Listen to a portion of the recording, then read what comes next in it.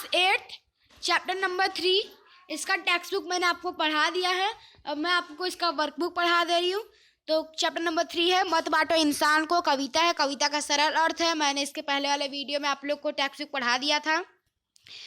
कवि दुनिया के लोगों से कहते हैं कि भगवान तो सबका एक ही है, परंतु तुमने मंदिर, मस्जिद, गिरजाघर आदि अलग अलग पूजा घर बनाकर भगवान का बंटवारा कर लिया है। इसी तरह अलग अलग देश बनाकर धरती भी बांट ली है। सागर के भी अलग अलग हिस्सों पर अधिकार कर उसे भी बांट लिया है। अब कम से कम इंसान का बंटवारा तो मत करो।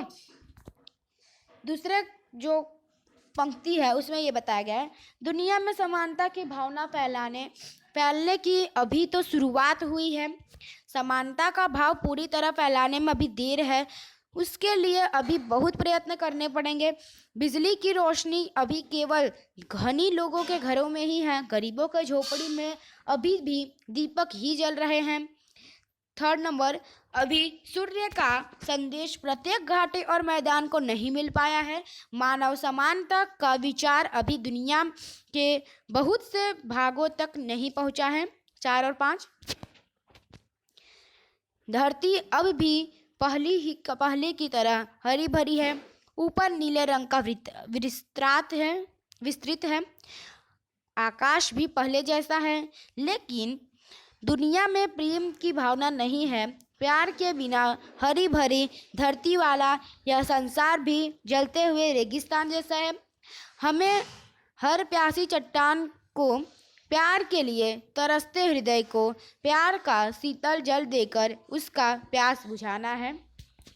6 और 7 पैराग्राफ, समानता के सूरज का प्रकाश तभी सबको मिल सकता है जब सब लोग एक साथ जग जाए और अपना दरवाज़ा खोल ले। सबके घरों में, आंगन में तभी समानता का प्रकाश, समानता की भावना फैलेगी। हर आंगन में उसी तरह खुशी छा जाएगी जैसे बाग में बहार आती है। विश्व में समानता का भाव फैलाने पर कोई किसी पर जुल्म नहीं कर पाएगा। तो यहाँ पे ये आपका सरल अर्थ मैंने पढ़ा दिया कविता का। अब आता है क्वेश्चन नंबर 1। निम्नलिखित प्रत्येक प्रश्नों के उत्तर दिए गए विकल्पों में से सही विकल्प चुनकर उसके क्रम अक्षर प्रश्न के सामने दिए गए बॉक्स में लिखना है। फर्स्ट नंबर, मजबूर कौन है? तो इसका आंसर है आप लोग का दीपक। नंबर 2, कवि किसे न बांटने के लिए कहते हैं?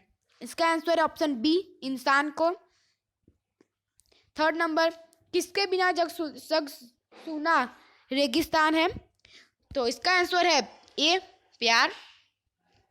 4 नंबर, प्यासी कौन है? आंसर है आप लोग का ऑप्शन सी, चट्टान। क्वेश्चन 2, कोष्ठक में से उचित शब्द चुनकर रिक्त स्थानों की पूर्ति कीजिए। 1 नंबर, अभी राह तो शुरू हुई है, मंजिल बैठी दूर है। 2nd नंबर, मिला ने सूरज का संदेशा हर घाटी मैदान को। 3rd नंबर, अब भी हरी भरी धरती है, ऊपर नीला वितान है। 4 नंबर, पर न प्यार हो तो जग सूना जलता रेगिस्तान है। 5 नंबर, हर उदास आंगन का हक हो खिलती हुई बहार पर। अब क्वेश्चन नंबर 3, सही वाक्यांश चुनकर विधानों को पूर्ण कीजिए। मंदिर, मस्जिद, गिरजाघर बनाने का मतलब है भगवान का बंटवारा करना। मंजिल बहुत दूर लगती है क्योंकि अभी तो राह शुरू हुई है। 3rd नंबर, जग सूना रेगिस्तान जैसा लगता है क्योंकि यहाँ प्यार की बारिश नहीं हो रही है। नाउ क्वेश्चन नंबर 4, निम्नलिखित प्रश्नों के उत्तर एक एक वाक्य में लिखना है। इंसानों को बांटने से क्या तात्पर्य है?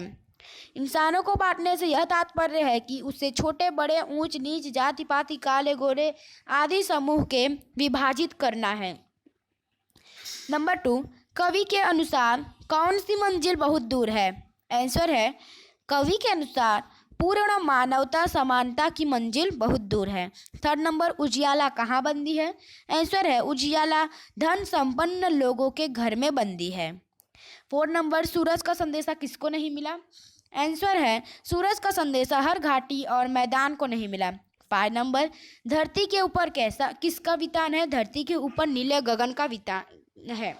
6 नंबर, प्यार के अभाव में जगत कैसा है? तो प्यार के अभाव में जगत जलते हुए रेगिस्तान के जैसा है। 7 नंबर, सबके साथ उठने का क्या अर्थ है? आंसर है सबके साथ उठने का अर्थ है सब में समानता की भावना होना।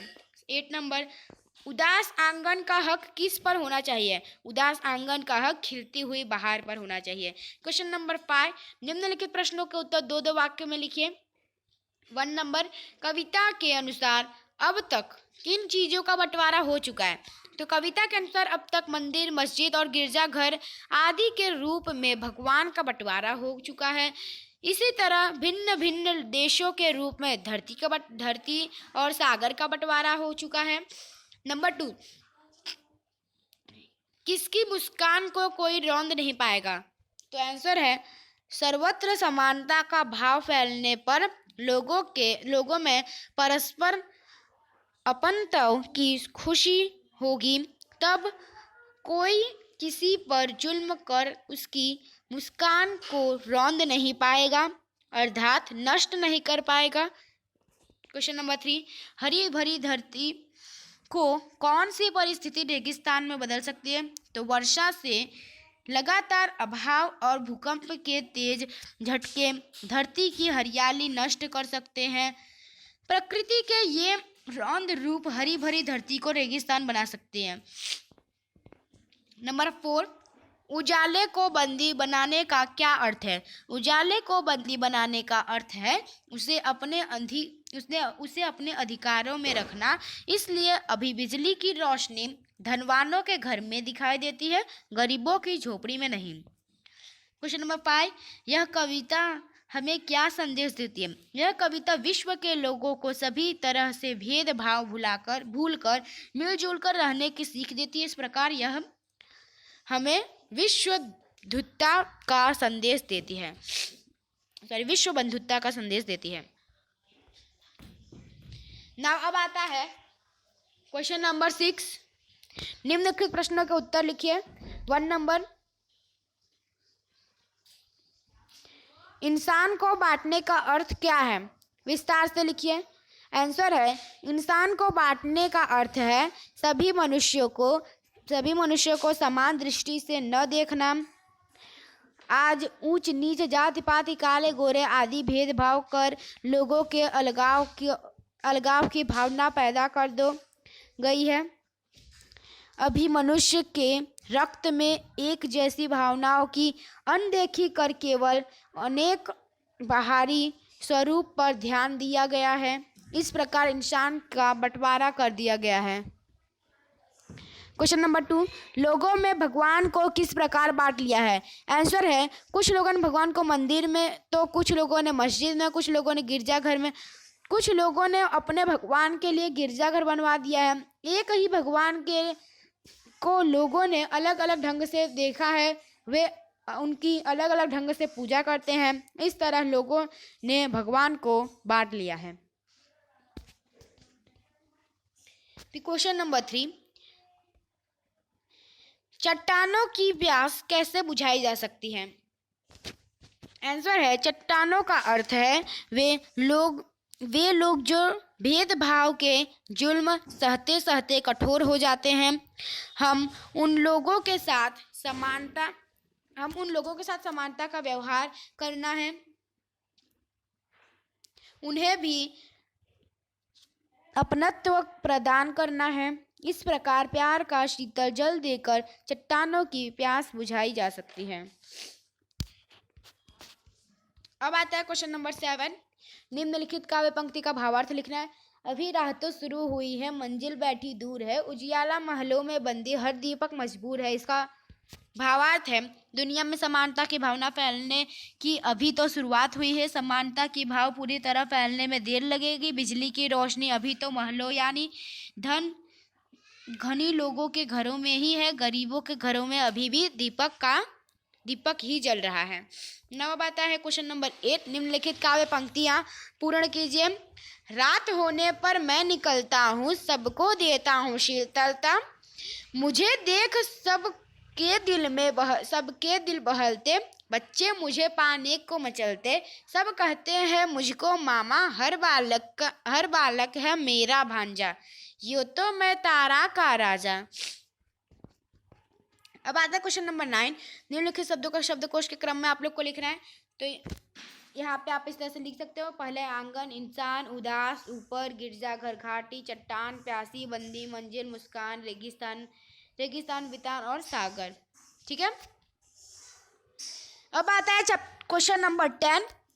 आज के इस आधुनिक परिवेश में संयुक्त परिवारों की जगह एकल परिवारों ने ले ली है। एकल परिवार के पक्ष विपक्ष पर विवरण कीजिए। तो स्टार्ट करते हैं। शिक्षक, आज संयुक्त परिवारों की हवा चल रही है, तुम इस बारे में क्या सोचते हो?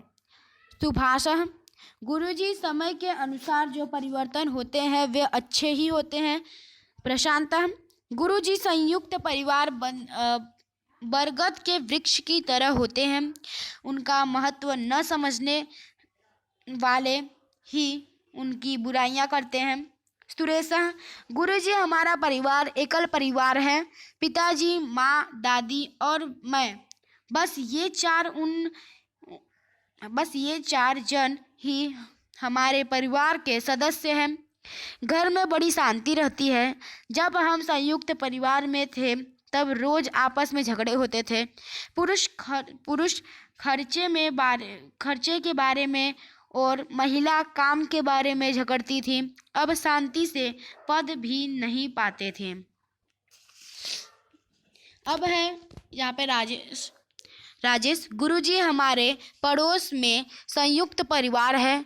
कोई बीमार होकर अस्पताल जाता है तो बारी बारी से घर के लोग उसकी देखभाल करते हैं। क्या एकल परिवार में यह संभव है? शिक्षक, ठीक है, संयुक्त परिवार में सुविधा होती है, परंतु परिवार की शांति और आर्थिक दृष्टि से समय की मांग एकल परिवार है। तो ये आपको ऐसा लिखना है चैप्टर क्वेश्चन नंबर 10 में। क्वेश्चन नंबर 11, भारत के मानचित्र में निम्नलिखित स्थल खोजिए और उनके विषय में सचित्र जानकारी एकत्र कीजिए।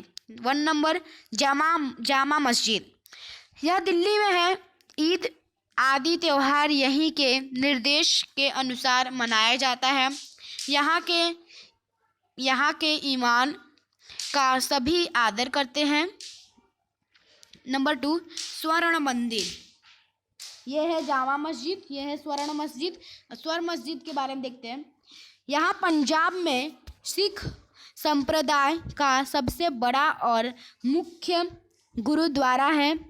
प्रतिदिन सैकड़ों देश विदेश पर्यटक आते हैं। अब आता है तिरुपति बालाजी मंदिर, यह है तिरुपति बालाजी मंदिर। यह तमिलनाडु राज्य में हिंदुओं का पवित्र तीर्थ स्थल है। यहाँ भगवान वेंकटेश की मूर्ति है। प्रतिदिन हजारों लोग यहाँ प्रार्थना दर्शन करने के लिए आते हैं। अब आता है उदवाड़ा, ये आपका उदवाड़ा का फोटो है।